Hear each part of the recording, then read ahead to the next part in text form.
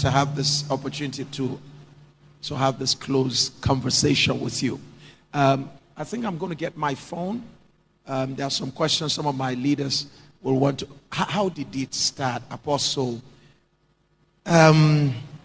Zaria,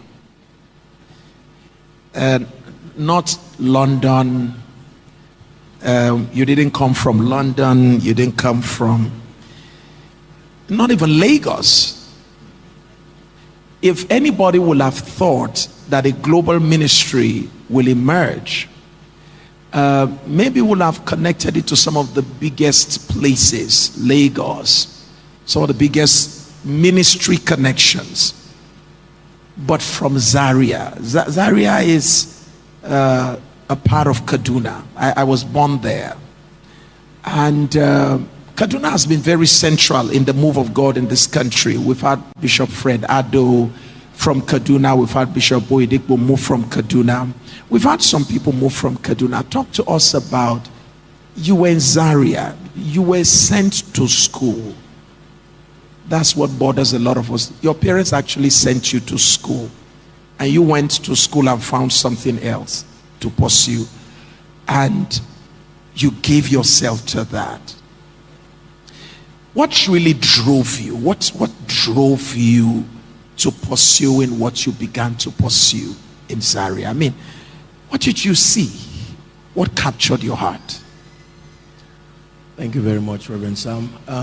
Jeremiah chapter 1, from verse 5, when you read to 12, it said, before thou camest forth, whilst you were in your mother's womb, I ordained you and I sanctified you to be a prophet to the nations. Yes, sir.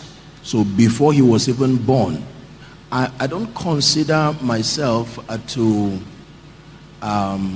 necessarily have done anything that is outside of a divine script. I think by the mercy of God, I just stumbled into what I believe had been preordained for me.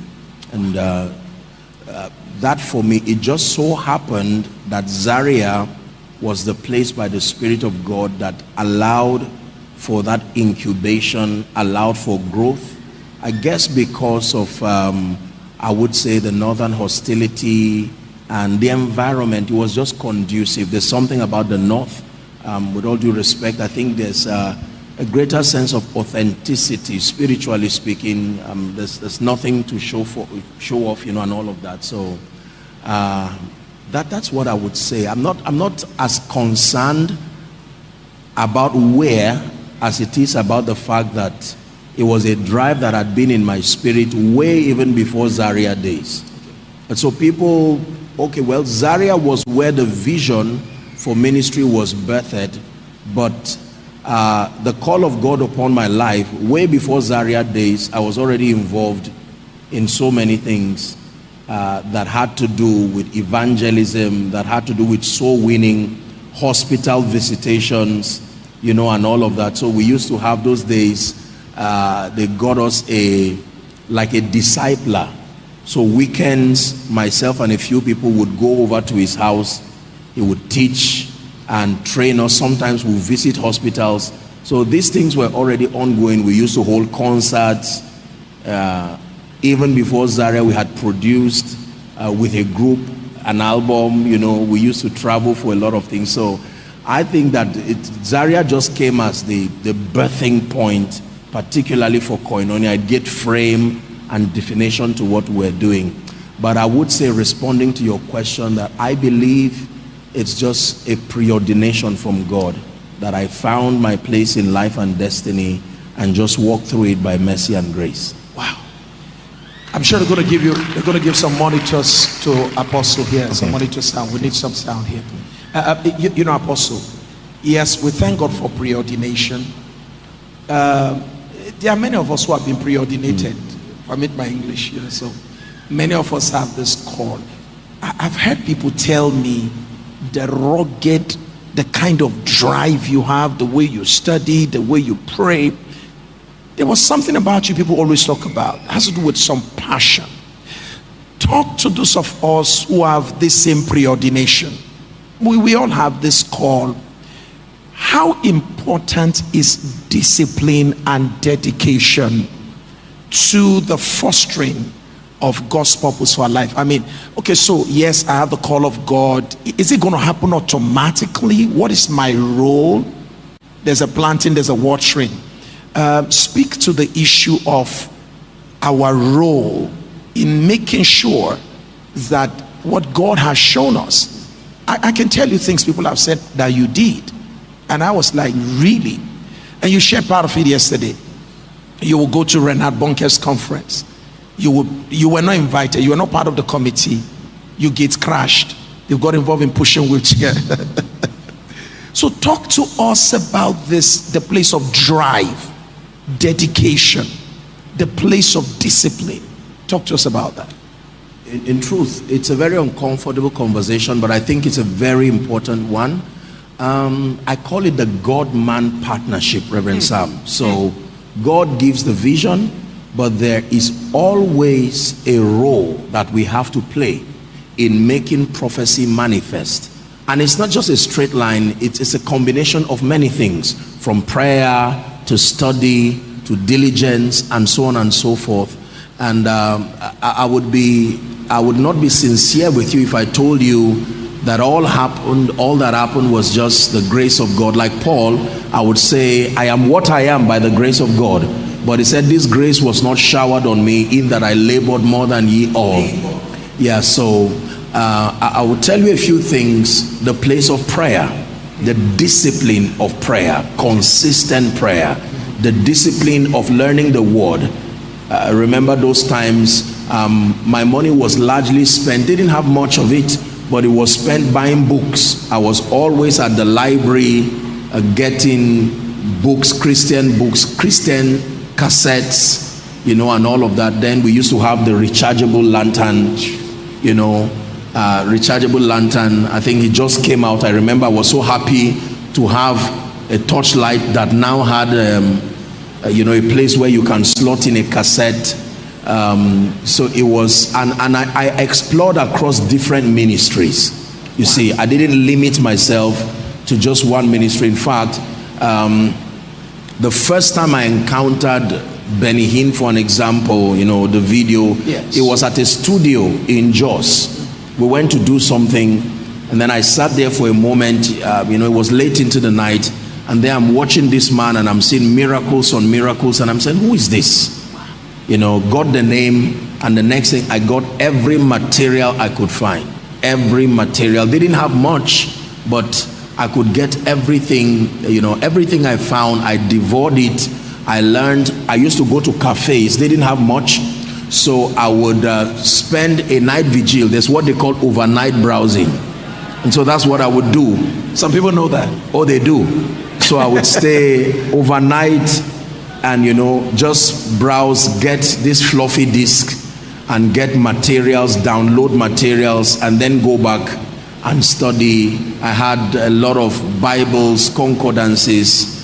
It was a huge sacrifice, but I would say the discipline of prayer, the discipline of study, and then the sheer determination to become all that I found from scripture that I could become. Everything God said I could become, I believed it. I really did. I believed it. And I learned early the responsibility dimension of becoming anything. So for me, I knew that my destiny was not in anybody's hands, and I needed to lay hold of it and to press to push. So I would say, in summary, these were some of the disciplines. Prayer, particularly the spiritual investments. We didn't have so much to do. I wasn't involved in so many extracurricular activities, movies and the rest. In fact, those times it was 0 movies, 0 visitations. They didn't have anything. You see, if it's not school, then it's just study and that's it. And I think that, again, the growth was enhanced because there were people we were always teaching. Okay. So there were people, so as you build people generally, you answer questions and all of that. That helped to strengthen our convictions because they looked up to us in various ways, and so we needed to always be, you know, at the cutting edge of what we believed God was doing. Wow. Yeah. You kept repeating, I didn't have much, but you were talking about buying books. You didn't have much. Reverend Sam, it was a lot of sacrifice. It came, I remember those days, so I used to have, there were no phones yet. So it was just phone booth, you know. You buy a card and then there were points where you slot it. So there was nothing like phones as we know it now.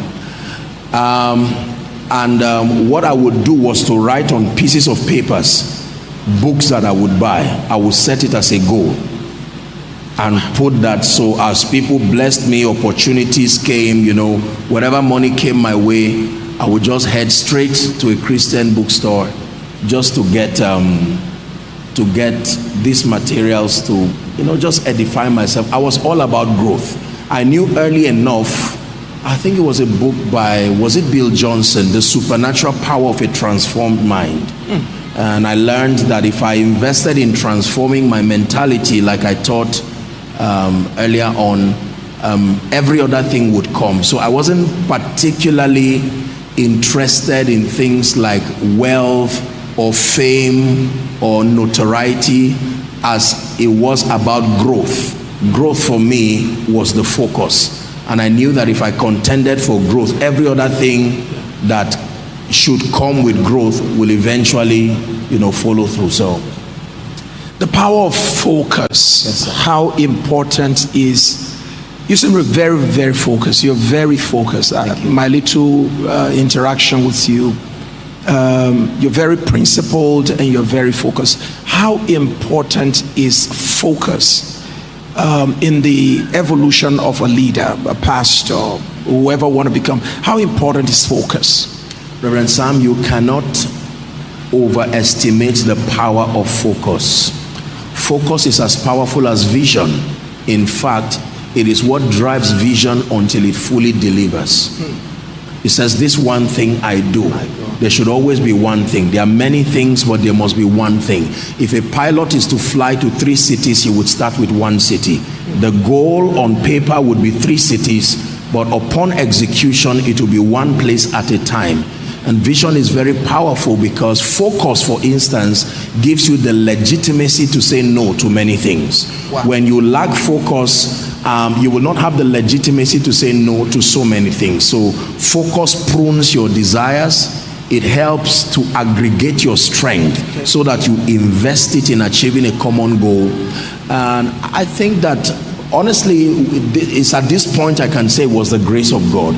The grace to be doggedly focused. And I think not knowing too many things can help a man to be focused. Wow. I think that the versatility of useless knowledge can distract your mind. Wow. This is one problem, particularly, you know, with the internet age. It provides so many information, so something is conflicting something you are learning. Somebody gives a health idea, another person is counteracting it, and eventually you don't know what to believe again. You see someone say eat eggs, someone say don't eat eggs, you will die. And then so once you know all of those things. So we didn't have so much access to knowledge. You needed to go for the knowledge you wanted. You get the idea. So it wasn't knowledge flashing at your face. You needed to look for it. So it gave you the liberty to look for useful knowledge.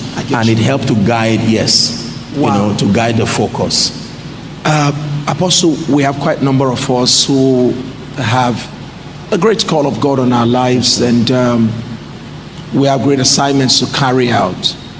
But we've had mistakes, we've had missteps, we've taken wrong steps, taken wrong turns. And some are still wallowing in the memories of past failures, past disappointments. Like Moses, some have since run away. They've run away from the assignment, so to say, that God had called them to. Because like Moses, we made some mistakes, failures, could be moral, it could be anyhow.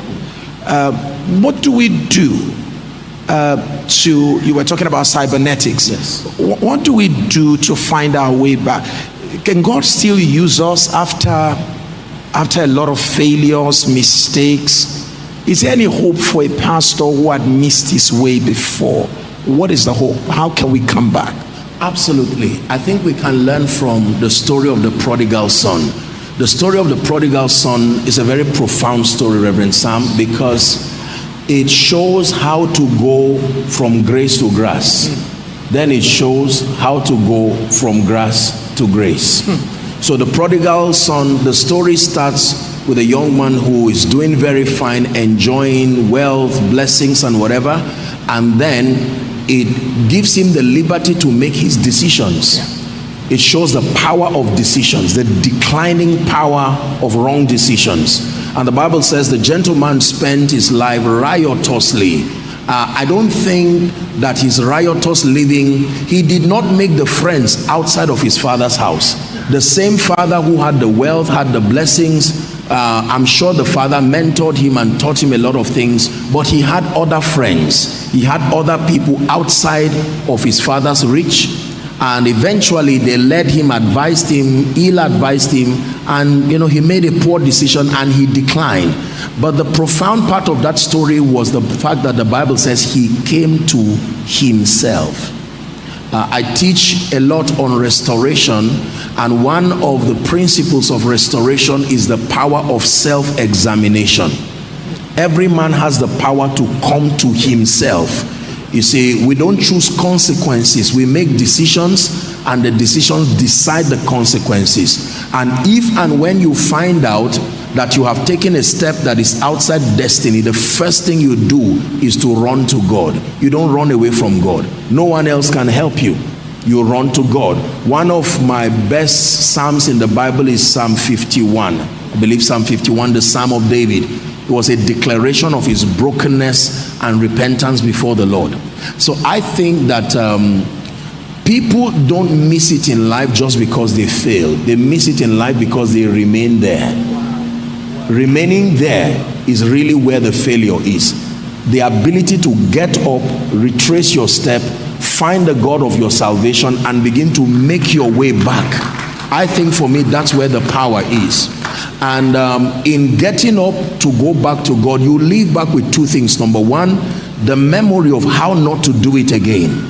And then you are able to comfort others in the future with the same comfort that you have received. There are many reasons why people fail. Sometimes it's not a product of rebellion. It can be a product of no or poor mentorship, lack of information, and then sometimes they just yield to temptations from the devil. So regardless how those failings come, whether it's moral failings, whether it's technical failings in terms of executing your assignment, the point is you will always need to return back to God if you must find your bearing.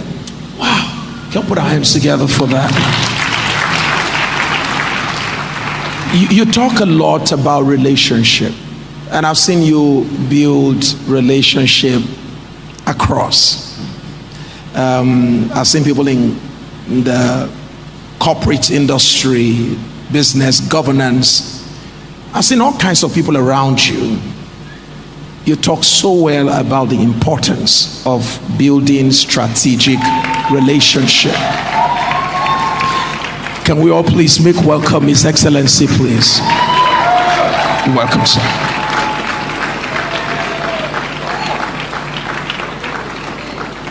Thank you, sir. So you talk about building strategic relationships. And like I said, I've seen around you, I've seen people who are business owners, CEOs. I've seen people who are in government. I see that you mentor a lot of these people, and for whatever reason, I see that you are able to build relationship across board, and you are so non-judgmental. I think it makes it easier for people to come around you. Talk to me about building strategic relationship for those of us who are pastors, who are leaders, business owners, those who are involved in governance. How important is building strategic relationship in this 21st century? This is a very powerful question, and it's an important issue, Reverend Sam. I think that for relationships, the first way to build relationships is to build yourself. It's the greatest gift you can bring to any relationship. To build yourself. To build yourself. The gift of transformation, the gift of preparedness. is one of the greatest blessings you can bring to any kind of relationship. Marital, love relationships, business relationships, because you are giving of who you are before you give of what you carry. You see, so most people are not able to build relationships, not because they lack the technical know-how. They are not just good people.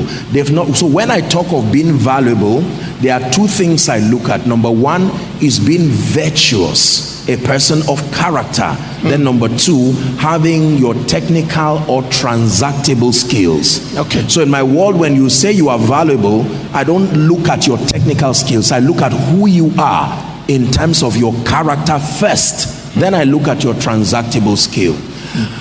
One of the most visible expressions of God's glory in the Bible is his goodness. And one of the greatest keys I have found out in building relationships is to be a good person. And Reverend Sam, being a good person is an aggregate of many things. It means you have to be thoughtful, you have to be kind, and you have to be compassionate. When you say someone is good, it means you are thoughtful, you are kind, and you are compassionate. It's impossible to say you are good if you are not thoughtful, you're not compassionate, and you're not kind. So in dealing with people, you spoke about being not judgmental. The truth is that I love Jesus and I love people genuinely. I see. When you love people genuinely, you are able to navigate through their limitations. You are able to see from an eagle's view the motivation behind the things they do, good or bad. And sometimes it gives you the staying power, the strength to overlook certain things. Yes. Someone can act foolishly, but he's responding to ignorance. He's not a wicked person. Gotcha. You know, and so on and so forth. So in dealing with people, I seek the greater good of everyone who comes around me.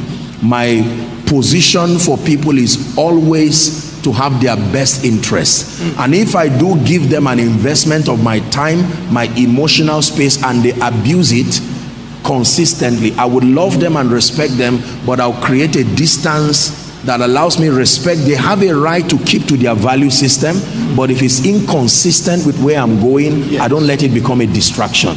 But fighting, tearing down, it's not something that it's not a part of me at all. And honestly speaking, you don't find me gossiping about people, saying whatever. I talk about people, but not to smear them, not to destroy them, not at all. I give people the benefit of doubt, and I think the idea is to love people. My name means the way to love, and it's a good name, and I try to live up to it, just to love people sincerely.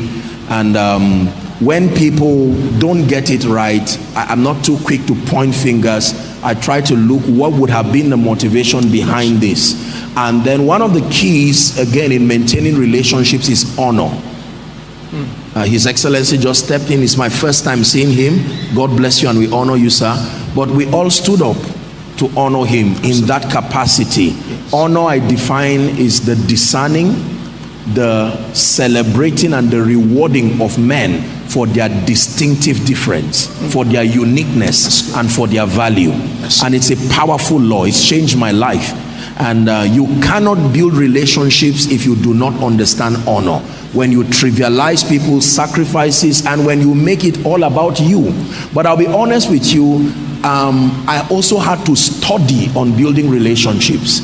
As far back as 2004, 2005, I took a comprehensive study on Dale Carnegie's books, How to Win Friends and Influence People.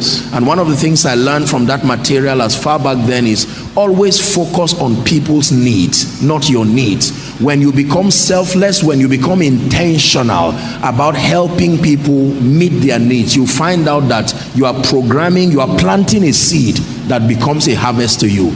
So when it becomes all about you, you use people, all about you. When you are around people, it's all about you. You can't build friends that way. You must become an active contributor to the growth of that relationship. So this has been some of the principles that I've used. I hope that did justice. But I see them. I see, we've been in meetings together in some places, and I've literally watched how you relate, and I must say that everything you said reflects what you do. Before we leave, you are in a position where you lead a great global organization, Koinonia, and you're doing amazing things in the United Kingdom, in Canada, and I'm privileged to interact with some of the people there, and it takes a lot. I've been with you in Manchester to see what happened there. It takes a lot to bring all of that together. What are some of the qualities that a leader needs? And I see people working, and they do so joyfully. What you may not know is that the woman that did the souvenir for the conference you had last year happens to be a member of our church, and the dedication she put into it. And she told me, she said, "Pastor, I also want to add my own stuff to what they ask me to do."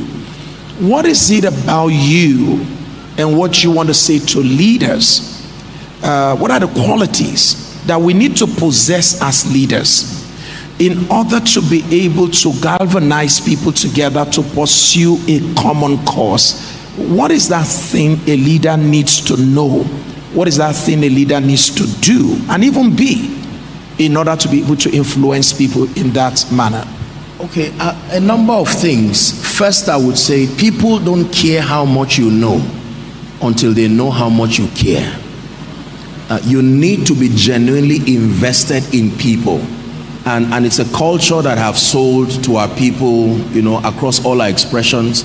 I love them genuinely. I care about people. I take everybody around my life as I assume that position of a father. There's nobody who is around my life who is treated like a victim. If I can take the risk to bring you close to my space, then I immediately become interested and invested in your destiny. So when people know that you genuinely care for them, yes, not just that you want to use them as tools to achieve a goal, when people know you want to use them, you will not have their loyalty. And the truth of the matter is that they will not give their best, because they know that you are only using them as the most available option at that time. I am a builder. This is what I do for a living. I build people. I build destinies. And so God has given me the unique grace to harness. I can see potential in people and take the risk of investing into the people until they are built to become people of capacity. And so I think it's one thing that has helped that every leader must have. I define leadership as the ability to harness and to coordinate human and material resources so as to meet a common goal. Yes. One, it's an ability. Number two, you must be able to harness, meaning to see potentials. Two, to coordinate, to aggregate together so that it produces profit. And then number three, a common goal. You must cast a vision before the people that unifies the people. It is vision that unifies people, not sentiments. If you cannot give them a vision that is greater than their sentiments, you will find a divided people. And then you must be the first model of your convictions. It is one of the greatest ways to lead. So if you tell people fast, lead the way. If you tell people give, lead the way. If you tell people love God, lead the way. If you tell people show honor, lead the way. People will watch you and see that you are a testament of your convictions before they follow suit. And I think it's one area leaders fail. They put the rules and then they think the rules don't apply to them. Every rule you put forth as a leader, it applies to you first. In fact, it should be stricter on you because you become the model for the people to follow. Wow. Okay. Thank you so much.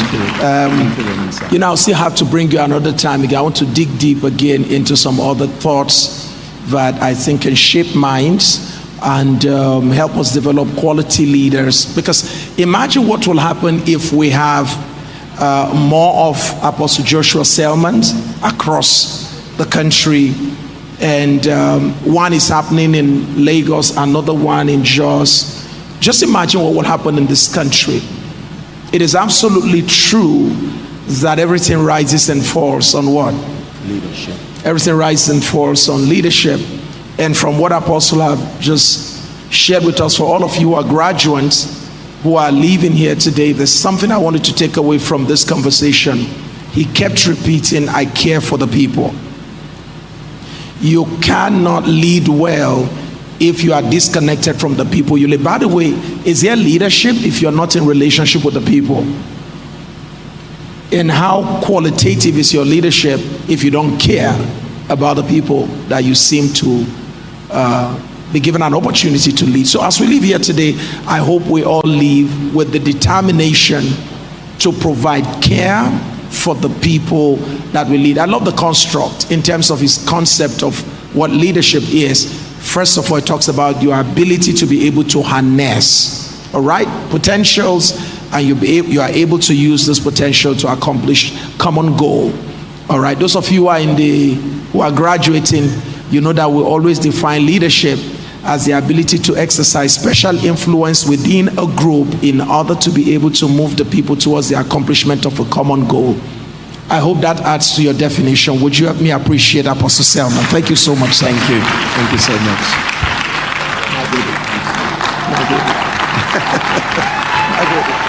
Please help me celebrate him as he goes to sit down. I'm sure we're going to move this backward now. Okay, let's quickly move this backward.